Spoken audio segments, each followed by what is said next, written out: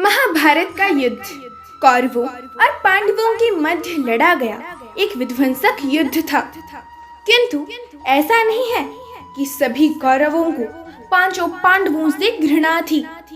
धृतराष्ट्र के 100 पुत्रों में एक पुत्र ऐसा भी था जिसने पांडवों पर किए जा रहे अत्याचार का विरोध किया था।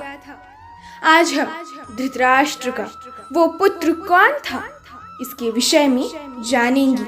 उससे पूर्व यदि आप इस चैनल पर नए हैं तो चैनल को सब्सक्राइब कीजिए और बेल आइकन को भी अवश्य प्रेस कीजिए ताकि हमारे नए वीडियो सबसे पहले आपके पास पहुंचे। तो चलिए शुरू करते हैं। महाभारत का युद्ध धृतराष्ट्र के पुत्र मोह और दुर्योधन की महत्वाकांक्षाओं का परिणाम था। महाभारत का युद्ध सबसे विनाशकारी और विध्वंसक युद्धों में से एक माना जाता है। दुर्योधन के 100 भाई थे। दुर्योधन का वो भाई जिसने पांडवों के खिलाफ हो रहे कृत्यों का विरोध किया था, उसका नाम था विकर्ण। विकर्ण धृतराष्ट्र के 100 पुत्रों में से एक था, जो महारथी होने के साथ साथ परम न्यायी एवं विवेकपूर्ण था। वो कुरुक्षेत्र के युद्ध में पांडु पुत्र भीम द्वारा मारा गया था। ऐसा कहा जाता है कि भीम विकर्ण का वध नहीं करना चाहते थे। विकर्ण के मारे जाने पर भीम तथा अन्य पांडव बहुत दुखी होकर विलाप करने लगे थे। द्यूत सभा में जब युधिष्ठिर ने अपने भाइयों और द्रौपदी को हार दिया था, तब दुर्योधन ने दुशासन को द्रौपदी का वस्त्र हरण करने को कहा। उस वक्त वहां भीष्म पितामह, गुरु द्रोणाचार्य, कृपाचार्य तथा महारथी कर्ण जैसे अनेक धर्मनिष्ठ लोग थे, किंतु किसी ने भी वस्त्र हरण नहीं रोका। दुशासन जब द्रौपदी के वस्त्र खींचने जा रहा था, तब विकर्ण ने उसे रोका और दुर्योधन से कहा, ज्येष्ठ मेरी बात सुनिए। उचित और अनुचित के ज्ञान के बिना कोई भी व्यक्ति राजा नहीं बनता, किंतु अब आप तो सम्राट बन चुके हैं। यदि आप ऐसा भयानक न्याय करेंगे तो आर्यवर्त की प्रजा आपका विरोध करेगी ज्येष्ठ। ये बात सुनकर दुशासन ने विकर्ण से कहा, तुम किसके पक्ष में हो विकर्ण? अपने पिता का त्याग कर तुमने पांडु को अपना पिता मान लिया है क्या?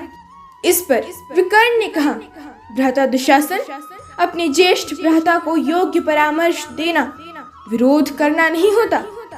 ज्येष्ठ, युद्ध में यदि कोई राजा हारता है तो उसे अपने शस्त्र त्यागने ही पड़ते हैं, लेकिन किसी स्त्री को ऐसे निर्वस्त्र नहीं किया जाता। विकर्ण के इतना समझाने पर भी दुर्योधन और दुशासन ने उसकी एक न सुनी।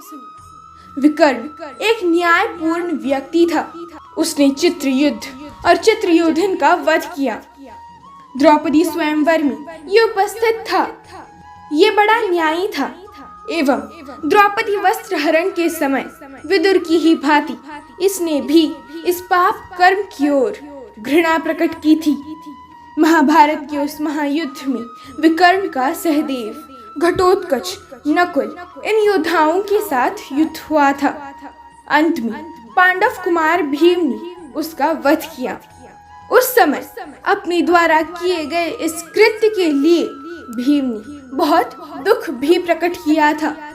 भीम जब विकर्ण का वध कर रहे थे, तब भीम ने कहा, विकर्ण, मैं तुम्हारा वध करना तो नहीं चाहता, क्योंकि सभी कौरवों में तुम एकमात्र ऐसे कौरव थे जिसने उस अधर्मी द्यूत सभा में पांचाली के वस्त्र हरण का विरोध किया था। किंतु मुझे अपनी प्रतिज्ञा भी पूर्ण करनी है, इसीलिए तुम्हारा वध तो करना होगा, किंतु मैं तुम्हें ऐसे मृत्यु दूंगा कि तुम्हें कम से कम पीड़ा हो। ऐसा कहकर भीम ने विकर्ण का वध कर दिया। इस प्रकार उन अधर्मी 100 कौरवों में धर्म को मानने वाला और जानने वाला एक ही कौरव था, और वो था विकर्ण। कहते हैं ना, कीचड़ में भी कमल खिलते हैं। उसी प्रकार अधर्मी कौरवों में विकर्ण कमल की भांति था। जय श्री कृष्ण।